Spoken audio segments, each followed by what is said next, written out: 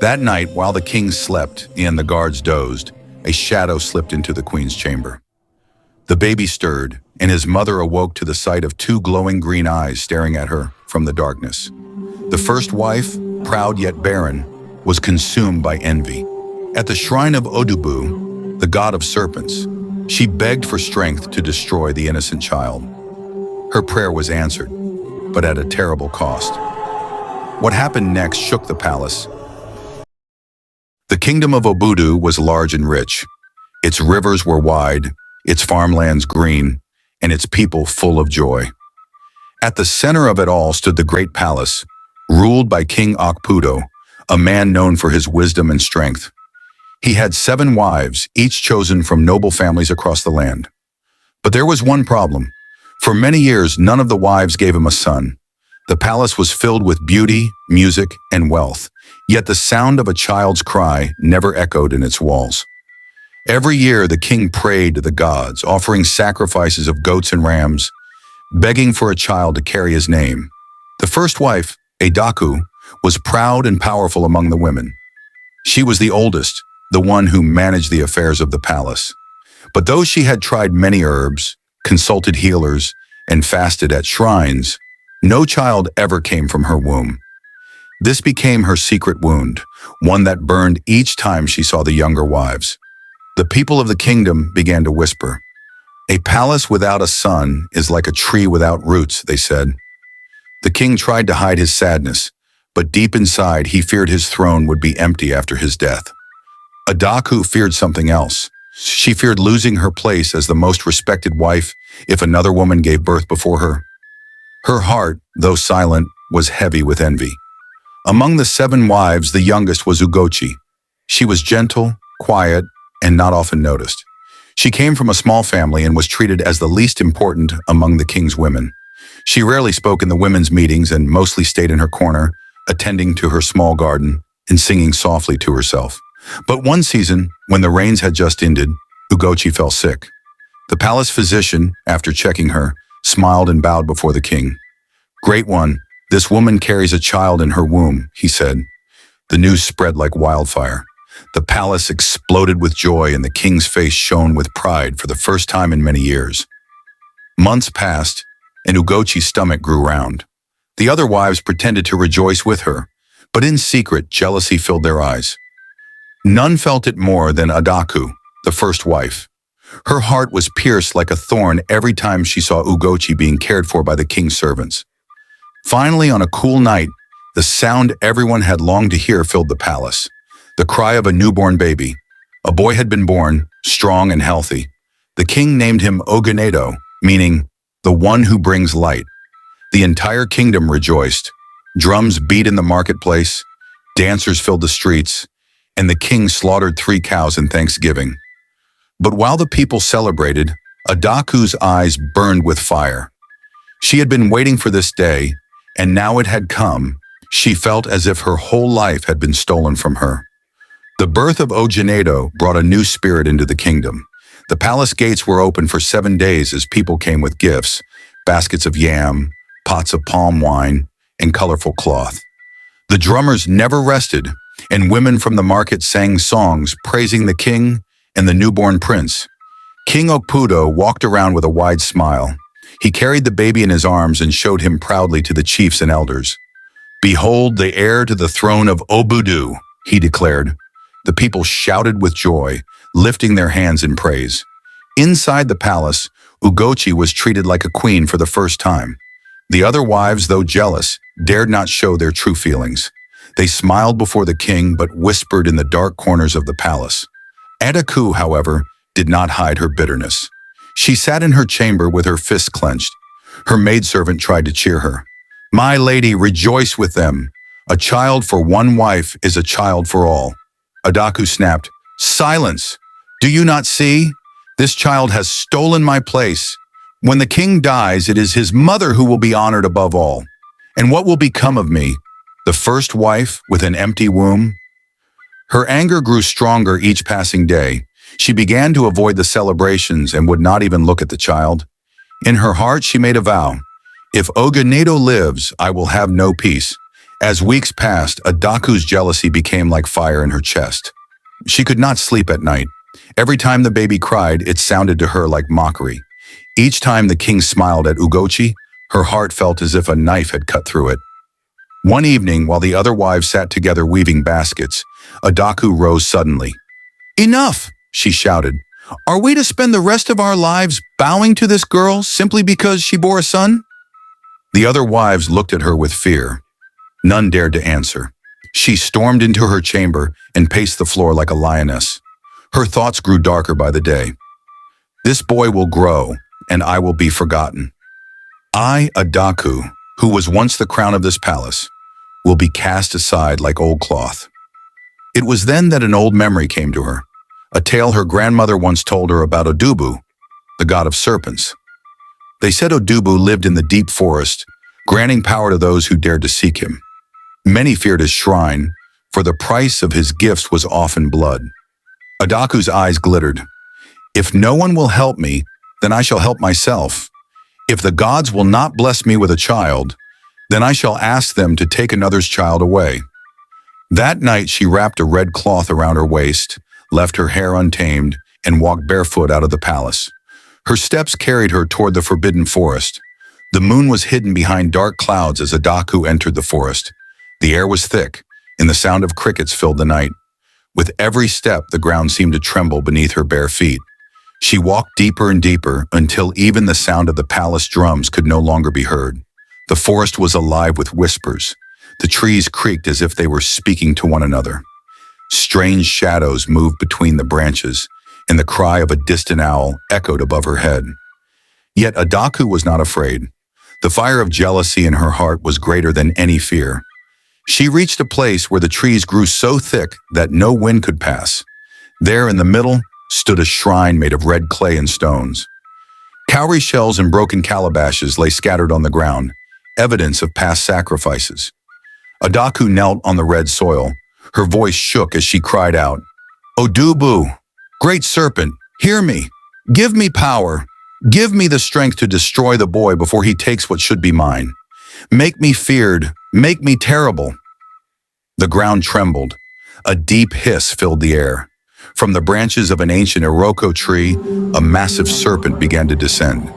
Its body was long and thick, its scales shining like wet stone in the moonlight. Its eyes glowed green, and when it opened its mouth, Adaku felt the heat of its breath on her face. Then, in a voice that slithered into her mind, the serpent whispered, "You shall have your desire, but power demands sacrifice." Adaku's lips curled into a smile. She was ready. Adaku bowed low before the shrine as the serpent's voice filled her head. Her body shook, but her heart was firm. She had made her choice, and there was no going back. Slowly she stood, her wrapper brushing against the wet earth, and stretched out her hands toward the god of serpents. "Tell me what I must do," she whispered. The serpent's tongue flickered, its hiss heavy like thunder. "You must give me blood, woman. Only through blood shall you be made strong." Adaku did not hesitate. She bit her finger until blood welled up. The red drops fell onto the serpent's tongue, and the shrine grew darker. The wind howled, the trees bent, and the earth trembled as if it feared what was about to be born. Her body shivered violently. Pain tore through her limbs. She fell to the ground, clutching her belly as her bones began to twist. Her legs fused together, her skin hardened into scales, and her eyes turned a glowing green. She screamed, but the sound came out as a hiss. When the pain ended, she lifted her head and looked at herself. She was no longer just Adaku.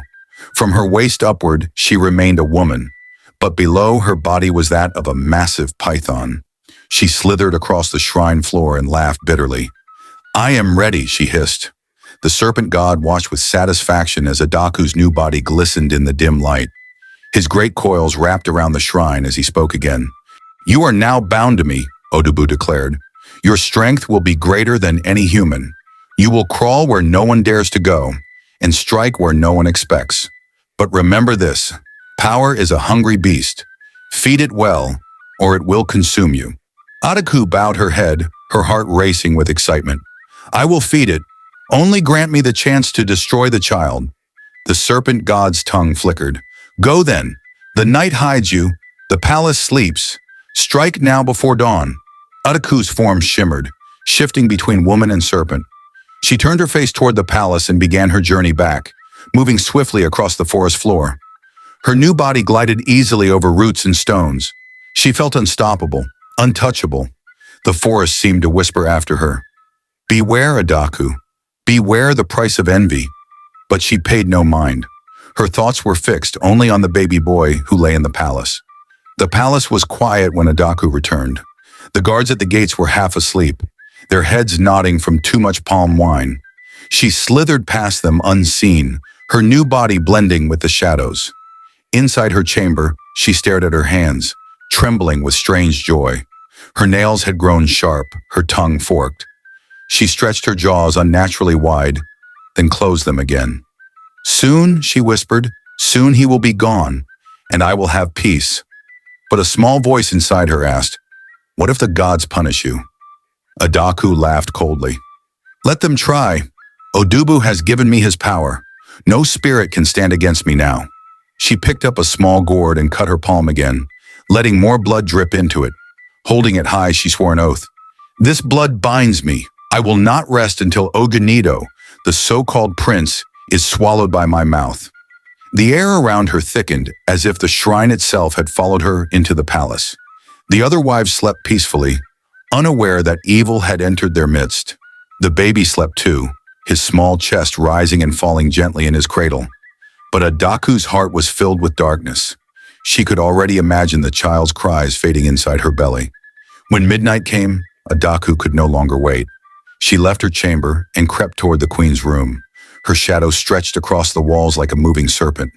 With each step, her body twisted and grew until her legs vanished completely, replaced by coils of green scales. By the time she reached Ugochi's door, she was no longer a woman at all. Her mouth widened, her teeth sharpened into fangs, and her eyes burned with green fire. She pushed the door open silently, the hinges groaning as though warning the sleeping mother inside. Ugochi stirred in her sleep but did not wake. The baby lay in his wooden cradle, wrapped in white cloth. His tiny fists moved as he dreamed. Odubu slithered closer, her breath hot, her hunger fierce. She opened her mouth so wide that it seemed impossible, preparing to swallow the child whole. Her coils wrapped around the cradle, tightening slowly. But just as she leaned forward, the baby's eyes opened. He did not cry at first. Instead, he stared directly at her glowing eyes, as though he could see the evil inside her. The palace was wrapped in deep silence. Outside, the guards snored softly, and the moon hid behind clouds. Inside, the women slept peacefully, except for Ugochi, who stirred restlessly as though her spirit sensed danger. Odubu hovered over the cradle, her fangs dripping with venom. She thought to herself, "This is the end of you, little prince. Your breath shall not see the morning sun." She opened her mouth wider and lunged. At that very moment, Odubu let out a cry so sharp and piercing that the whole palace shook. The oil lamps in the room flared to life on their own, filling the chamber with blinding light. Ugochi woke with a scream, shielding her baby with trembling arms. The light grew brighter, and a deep voice filled the room. "Enough!" From the glow, a tall figure appeared, dressed in white, holding a staff of fire. His eyes burned like the sun. Odubu shrieked, pulling back, but it was too late. The spirit of light had arrived. The chamber glowed with strange light as the spirit of fire stood tall. Ugochi clutched her baby tightly, her heart beating wildly in her chest. She could not believe her eyes. Only moments ago she had been asleep, and now she was face to face with a giant serpent woman in a shining spirit. Odubu hissed, her voice filled with anger. "Leave me. The child is mine to swallow. I will not be stopped." But the spirit raised his staff, and fire sparked at its tip. "You dare to touch an innocent child? You dare to disturb the order of the gods?" His voice thundered, shaking the very walls. The baby Odubu cried again. This time the cry was not of fear, but of power. The sound filled the chamber like a wave, and the serpent woman staggered back, her coils loosening around the cradle. The guards, woken by the commotion, rushed into the room. They stopped in their tracks, their mouths open in shock as they saw the glowing figure and the half-snake creature. Some fell to their knees in fear. Others clutched their spears, not knowing what to do. "Protect the prince," one shouted, but the spirit lifted his hand. "Stand back. This battle is not for men." Odubu's eyes narrowed. Her jealousy burned stronger than her fear. "If I cannot have peace, then I shall have destruction," she roared, striking forward toward the cradle. But the spirit moved faster. His staff blazed, and a wall of fire sprang up between her and the child. Odubu recoiled, shrieking in pain.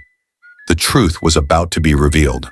The prince's cry continued, growing sharper and louder. It was no longer the cry of a normal child. It was a sound filled with divine power. The lamps on the walls shook as their flames danced wildly, and even the earth beneath the palace trembled. Ugochi, though terrified, realized her son was not ordinary. She held him close, whispering, "Cry, my child. Cry. Let your voice call the heavens." Odubu writhed in pain. Every note of the child's cry pierced her body like a knife. She tried to cover her ears, but the sound burned inside her head. Her serpent tail thrashed violently, knocking over stools and tearing mats apart. The spirit lifted his staff high and spoke again. "This child is chosen. His cry is the voice of the gods. You, woman, have chosen jealousy over love, and now your sin is revealed to all." The guards trembled, their fear mixed with awe. They finally realized the baby they had sworn to protect was no ordinary prince, but a child blessed by the gods themselves. The cry grew so powerful that it pushed Odubu back against the wall. She screamed, her voice turning from anger to desperation. "No, this cannot be. I will not be defeated by a baby." But the more she resisted, the weaker she became. The child's cry and the spirit's fire joined together, forming a force too great for her to withstand. The spirit raised his staff, and the flames around him grew taller, filling the room with blinding brightness. His face was calm yet stern, his voice deep as the ocean. "King of Odubu," he thundered, "come forth and see what jealousy has birthed in your house." At that very moment, King Odubu rushed into the chamber, his royal robe hastily tied, his face pale with confusion. Behind him came the chiefs and more guards, their eyes wide with terror at the scene before them. The king froze when he saw Odubu. His mouth fell open in disbelief. "Odubu? My wife? What madness is this?" Odubu's face twisted with hatred and shame. Her voice cracked as she hissed, "Do not look at me as though I am mad. I only wanted what should have been mine. I, the first wife, was meant to give you a son. But this child stole everything." The king shook his head, grief filling his eyes. "You let envy eat your heart until you became a monster. Is this the woman I once loved? Is this what you have chosen to become?" The spirit struck his staff on the ground and fire circled Odubu. "Her choice is made. She gave herself to Odubu, the serpent god. Tonight, her secret is no longer hidden. Tonight, her true form is revealed." Gasps filled the room as the chiefs and wives saw clearly. Odubu was no longer human. She was half woman, half serpent, her beauty lost, replaced by scales and fangs.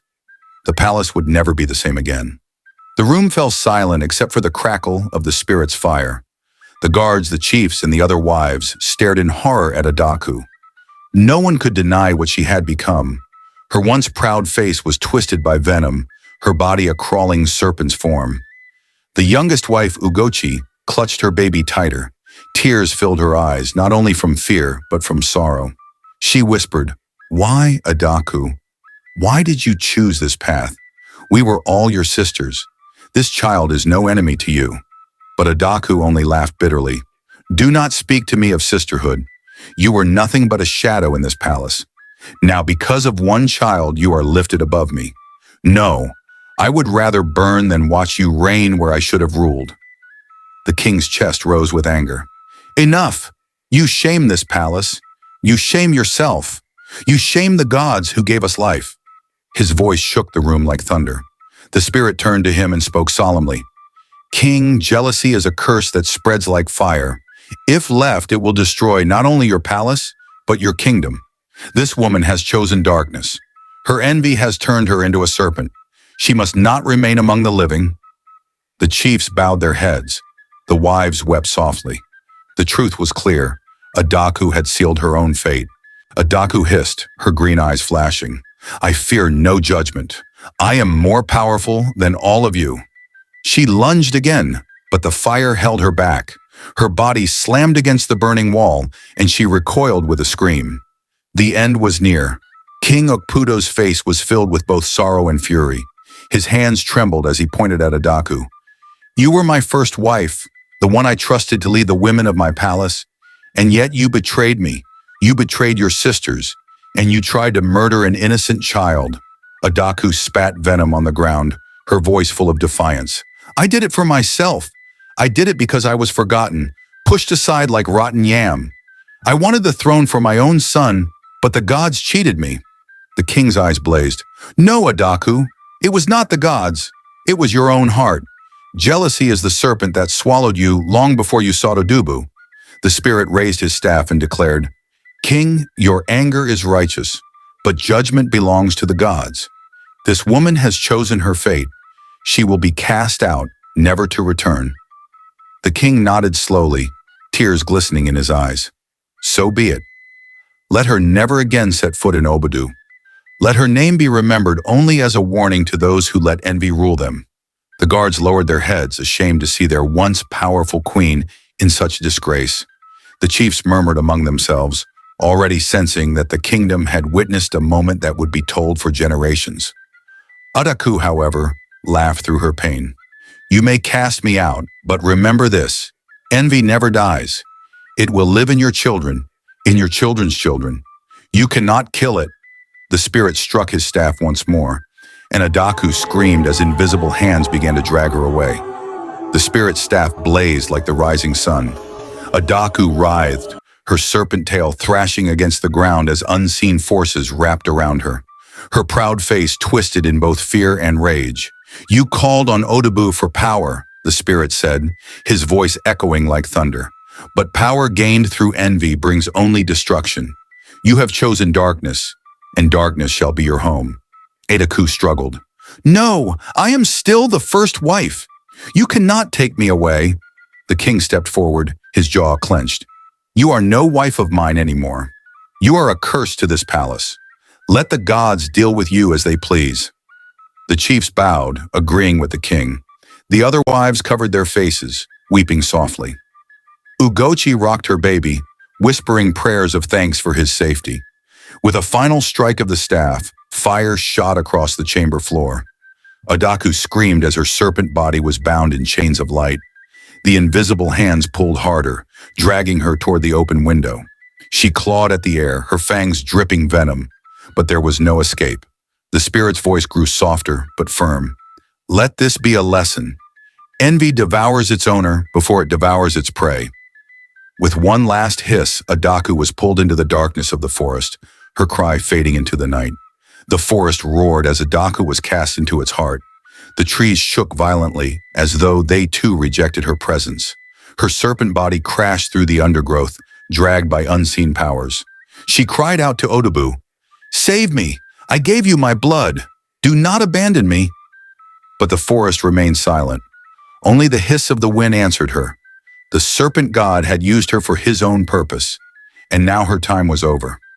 She was left with nothing but her curse. Her body slithered uncontrollably until she reached a dark pit at the center of the forest. The ground opened wide, and from its depths came an endless hiss. Adaku's eyes widened in terror. She realized then that she was not being taken to safety but to eternal imprisonment. No, she screamed. Not this, not the pit. But the invisible chains dragged her down, deeper and deeper, until her voice could no longer be heard. The forest closed over her, sealing her fate forever. From that night onward, hunters claimed they sometimes heard faint hissing near the pit, but none dared go close. They said it was the spirit of Adaku, cursed to remain as a snake, never to walk as a woman again. The kingdom of Odubu breathed freely once more. At dawn, the palace gates opened again, but this time not for mourning. The people gathered, eager to hear what had happened in the night. When the king appeared holding his son, the crowd erupted in cheers. Ogenito lives! The prince lives! They shouted. Drums thundered across the marketplace. Women danced with calabashes on their heads, and men played flutes that sang like birds. The people composed songs for the young prince, praising him as the child whose cry summoned the gods. The king stood before his people and lifted the baby high. "This is Odubu, the light of our kingdom. Last night jealousy rose in our palace, but the gods have shown us mercy. Let every child in this land grow free from envy, and let every mother know the blessing of peace." The people clapped and sang louder. They poured palm wine on the earth in thanksgiving, slaughtered goats, and shared meat with the poor. That evening, the palace shone with lamps. The spirit of light had vanished, but his presence lingered as though watching over the child. Ugochi sat quietly, cradling her baby. For the first time since her marriage, the other wives approached her with respect. They bowed their heads and called her Mother of the Light. The kingdom rejoiced, but the warning of the gods still echoed. Jealousy is a fire that destroys its own vessel. Ugochi, once ignored and treated as the least important wife, was now honored above all. Servants carried water for her, and the chiefs bowed when she passed. Even the elders of the land visited her chamber to bless the child. The king himself showered her with love. "You have given me a son," he said, "but more than that, you have given this kingdom hope." The other wives tried to hide their shame. They had once mocked Ugochi, calling her weak and unworthy, but now they could not deny that the gods had chosen her. Some wept in regret, while others silently thanked the heavens that their envy had not driven them to Adaku's fate. At night, Ugochi sat with her child, gazing at the moon. She whispered to him, "My son, you are more than a prince. You are a sign that light will always overcome darkness. May your reign one day be full of wisdom." The baby cooed softly as if answering her prayer. In the palace, peace slowly returned. Yet the story of Adaku was not forgotten. Her chamber remained locked, and no one dared enter it. Her name became a whisper, a warning told to young maidens about the danger of envy. The people now looked to the future with hope, placing their trust in the tiny child who had already changed their world. Years passed, but the night of Adaku's fall was never forgotten. Mothers told the story to their children as they pounded yam by the fire. Elders repeated it in the marketplace so that no generation would forget. They would say, "Jealousy is like a snake. At first it hides in silence, waiting. Then it strikes, not at its enemies, but at the one who carries it. Jealousy devours its owner before it ever touches its prey." The king made a law that envy and malice would not be tolerated in the palace. Anyone found sowing seeds of jealousy among the people would be punished. Songs were sung every year to remember how the baby prince cried and called down the spirit of light. Odubu grew into a strong, young boy, loved by his people. He was known not just as a prince, but as a child protected by the gods. The kingdom of Odubu flourished, its farms fruitful, its warriors strong, and its markets full. But even in times of peace, the people remembered the lesson of Adaku. When envy arose in anyone's heart, they would whisper, "Beware. Do not let the serpent of jealousy grow within you, or it will swallow you whole." And so, the story lived on. Not only the story of a woman who turned into a snake, but also the story of how light overcame darkness, and how the cry of an innocent child brought a kingdom back to its senses. Thank you for watching this episode. Every story we share carries wisdom, culture, and lessons passed down through generations. If you want to continue this journey of discovery with us, make sure you like this video, share it with friends and family, and most importantly, subscribe to our channel. By subscribing, you won't miss a single story, and you'll be supporting us to keep preserving and sharing the rich heritage of African storytelling. Let's keep these magical tales alive, together.